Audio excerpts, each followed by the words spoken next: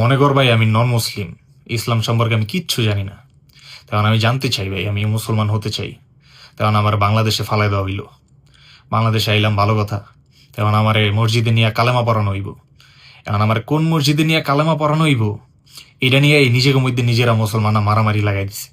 কি এর কওমি হালাফি সুন্নি কি কয়, হ্যাঁ, ওরাই মারামারি শুরু করে দিচ্ছে এক এক দল। হ্যাঁ, ওরা মারামারি কইরা আমার পরে যে হালায় জিতছে শক্তিতে, ওই হালায় আমার নিয়ে গেছে ওর মসজিদে। আচ্ছা, মসজিদে গেলাম, কালেমা বললাম, ভালো কথা। পড়ার পরে আমি গেলাম মাদ্রাসায়। মাদ্রাসায় আমার রাইখা দিল। আমি পরের দিন সকালবেলা উঠে ফজরের নামাজ পড়তে গেলাম।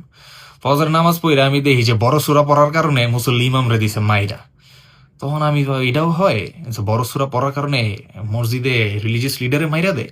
আচ্ছা ঠিক আছে, সমস্যা নাই। তারপর আমি বাসায় আইলাম, আইসা ঘুমায় টুমায় গোসল টোসল কইরা আমি জুম্মার নামাজ পড়তে গেলাম।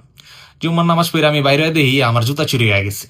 খালি পায়ে মসজিদের বাইরে খাড়ায় আছি। তখন উনি যে ভিতরে মোনাজাত চলতেছে যে অমুক ভাইয়ের বউ অসুস্থ, সে 50,000 টাকা জাকাত দিয়েছে, তো তার জন্য আমরা সবাই দোয়া করব।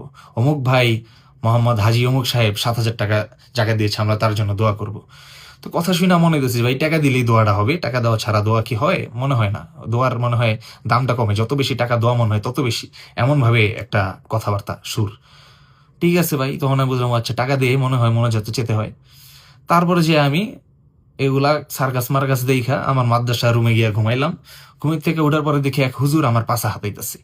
এই হুজুর আইসা আমার একটু বলাৎকার কইরা দিল। এখন আমি আবার এত কথাবার্তা কইলাম, হ্যাঁ, এখন তুই কি বেটা ইসলাম বিদ্বেষ ছড়াস? তুই ইসলাম সম্পর্কে কি জানোস?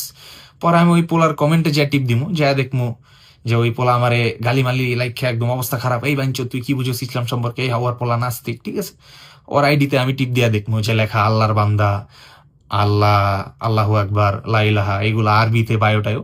আর ওই মনে কর কমেন্ট বক্স, এই বাঞ্চ তোরে চুদি। এটাই অবস্থা। কারে শিখাবি ভাই তুই? মানে তুই আমারে বল, নিজের দিকে তাকা, তারপরে দেখ তুই চিন্তা কর যে